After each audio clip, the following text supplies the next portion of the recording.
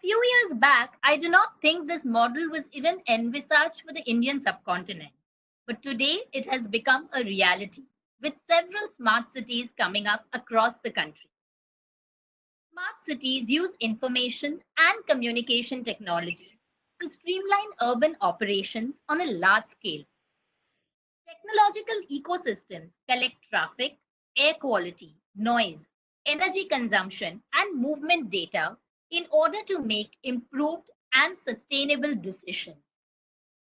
In the times of coronavirus pandemic, what are we hearing about? Drones, new types of surveillance, digital twins, and real-time dashboards which are being used. This is the time when the smart cities are leveraging their smart solutions in responding to this emergency situation. So while the virus followed by the lockdown has crushed the Indian economy to an extent, the time is ripe for dream of the smart cities to come true. We at NDA have been fortunate to be associated with the 2000 Watt Smart City Association for the last one and projects of creating and establishing smart cities, or as they call it, the carbon neutral cities in India, primarily the project in Pune, which was launched last year. We are glad that today Swiss Indian Chamber of Commerce have joined us for this event.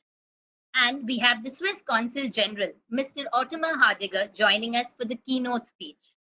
Mr. Hardiger had joined the Federal Department of Foreign Affairs in 1981 and has served across various countries. Before we start with today's session, I'll take this opportunity to introduce our stellar panelists. We have with us today Mr. Vikram Kumar, the Metropolitan Commissioner and CEO of the Pune Metropolitan Regional Development Authority. He was earlier the CEO of Maharashtra Maritime Board. We are delighted to have you join us today for this session, sir. I will now move on to our international guests who are joining us from various parts of Europe. Firstly, we have with us Ms. Alicia Montoya, who is a multicultural communications professional who heads the Swiss Re's Research Commercialization Wing. Her love for technology and innovation has led her to head the web and even the audiovisual efforts at the European Commission's DG Enterprise and Industry.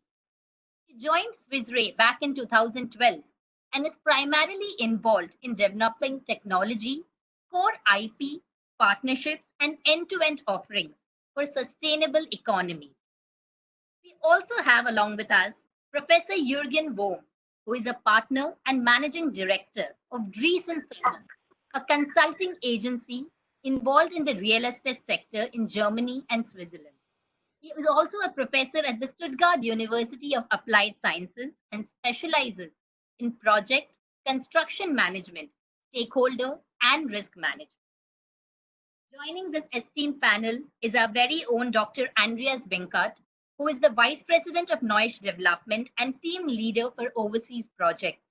He has been a member of the board of the 2000 Watt sites in Switzerland ever since 2008 and has played an active role in the development of the Green City, which is Zurich's first carbon neutral city.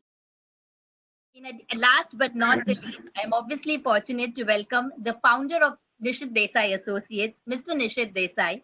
And with that, I'm going to request Mr. Desai to say a few words and start today's session.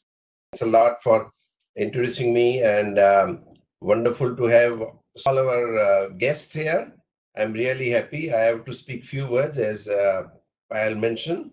So I do not want to take too much time, but I think there are two things. One, with regard to the COVID-19 pandemic, certainly the importance for sustainable cities and social distancing and other things have become very relevant. And how do you manage your life in your society in a socially distanced world? So on one hand, you are distanced physically. On the other hand, you're connected virtually, even closer than ever before.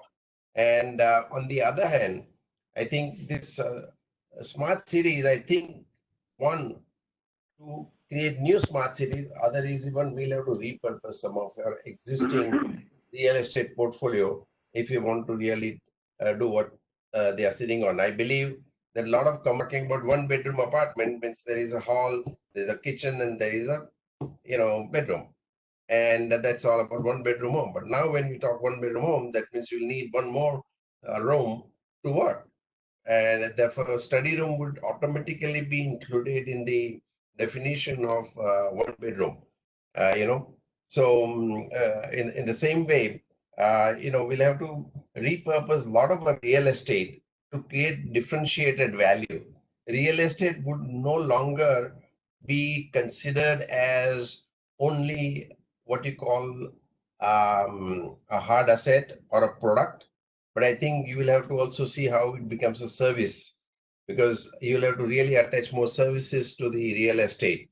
And we'll have to create new business models out of the whole real estate syndrome. And the smart cities are going to set good example for, working in those places, making sustainable and a lot of things with the use of IoT. For example, people may be at home, and even if you're at home, you can measure whether they are suffering with some kind of COVID pandemic. Is there something happening? One doesn't have to move out of the house. You can track everything. So that is, a lot of healthcare benefits are there. Traffic management, well, of course, hopefully traffic goes down now. Automobile industry will make more ventilators and other things than just about the cars. I think there will be a lot of repurposing auto industry.